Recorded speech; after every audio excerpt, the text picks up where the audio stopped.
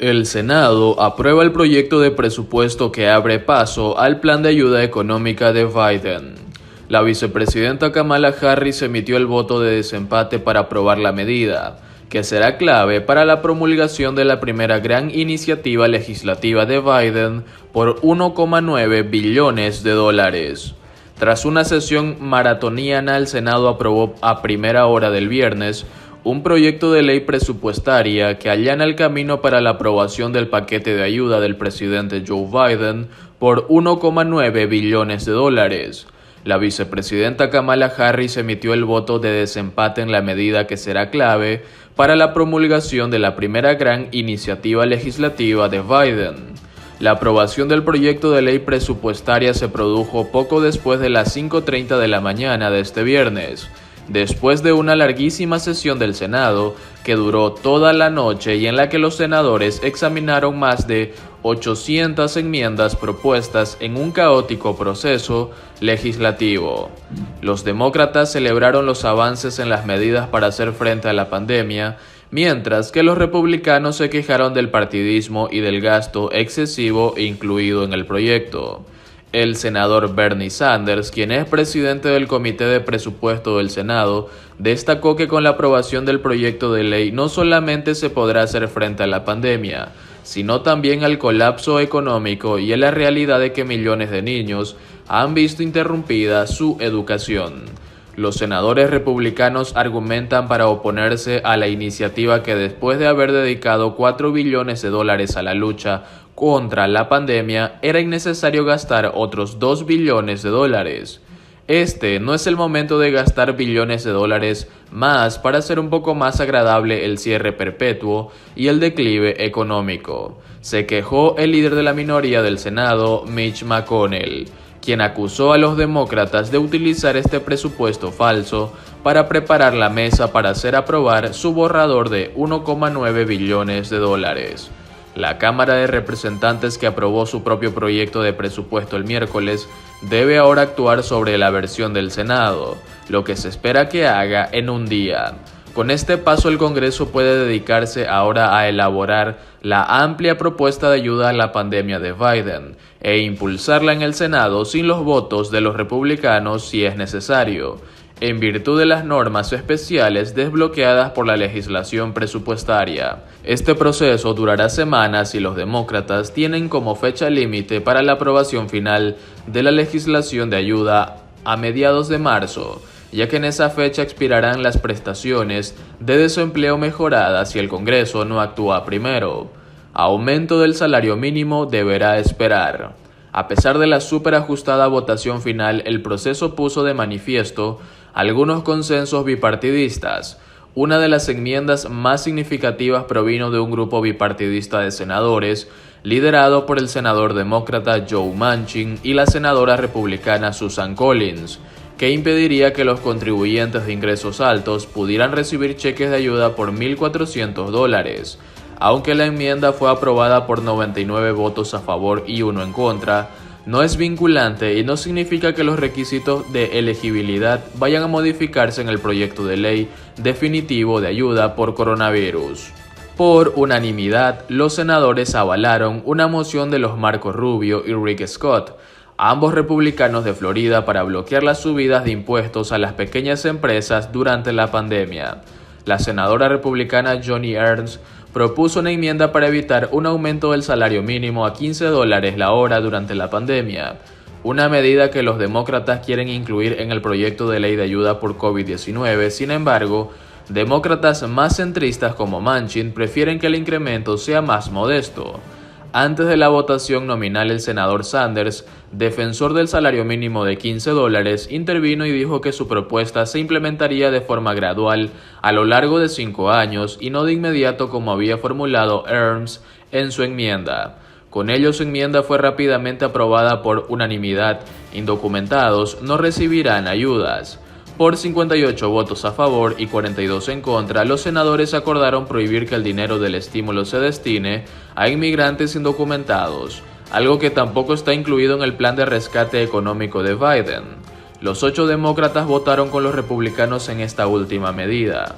Los legisladores también respaldaron una medida del senador Roger Wicker, republicano de Mississippi, y de la senadora Kyrsten Sinema, demócrata de Arizona, para establecer un fondo que proporcione subvenciones a los establecimientos de comida y bebida afectados por la crisis del coronavirus.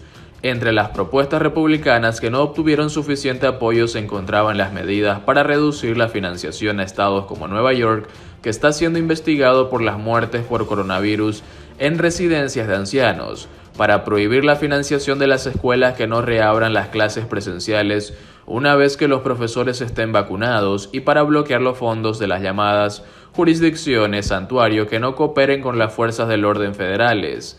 Una enmienda del senador por Montana Steve Daines para anular la medida de Biden que bloquea la finalización del oleoducto Keystone XL. Fue aprobada favorable de 2 demócratas, Manchin y el senador Jon Tester del mismo estado. El Senado también aprobó una enmienda para mantener la embajada de Estados Unidos en Jerusalén. Los demócratas rechazaron las enmiendas del Partido Republicano para bloquear cheques de estímulo para los reclusos.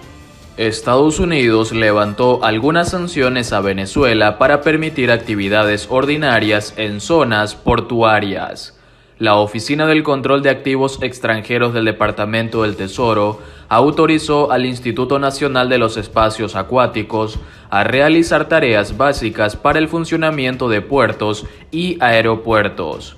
El Departamento del Tesoro de Estados Unidos emitió este martes una licencia que exime de las sanciones impuestas a Venezuela algunas transacciones necesarias para las operaciones ordinarias de puertos y aeropuertos.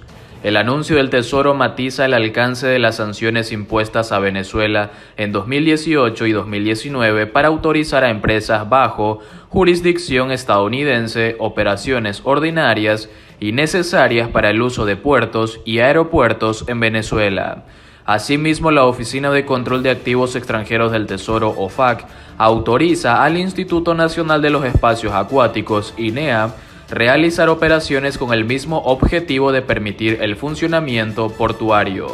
La OFAC aclara que esta licencia no exime de sanciones a ninguno de los funcionarios venezolanos sujetos a las mismas y no permite actividad de importación y exportación. El gobierno estadounidense durante la presidencia de Donald Trump impuso nuevas sanciones al régimen de Nicolás Maduro por violación de los derechos humanos y atentar contra la democracia.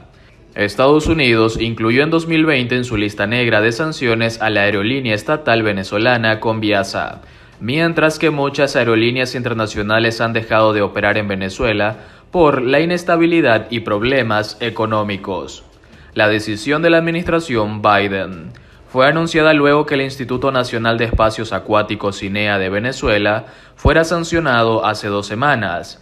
El 19 de enero, Washington incluyó a INEA en su lista negra junto con varias otras entidades marítimas que, según dijo, habían continuado transportando crudo venezolano a pesar de las sanciones a la estatal Petróleos de Venezuela, PDVSA, aplicadas en enero de 2019 como parte de una campaña de presión para lograr la salida del poder de Nicolás Maduro. El Tesoro, que hace cumplir las sanciones, dijo en ese momento que un buque propiedad de INEA, el Maxim Gorky, transportaba crudo venezolano y así facilitó la evasión continua de sanciones y actividades relacionadas para PDVSA y el régimen ilegítimo de Nicolás Maduro. Este martes el Tesoro modificó una licencia y ese cambio permite cualquier transacción con el INEA y que sea necesaria para el uso de puertos y aeropuertos.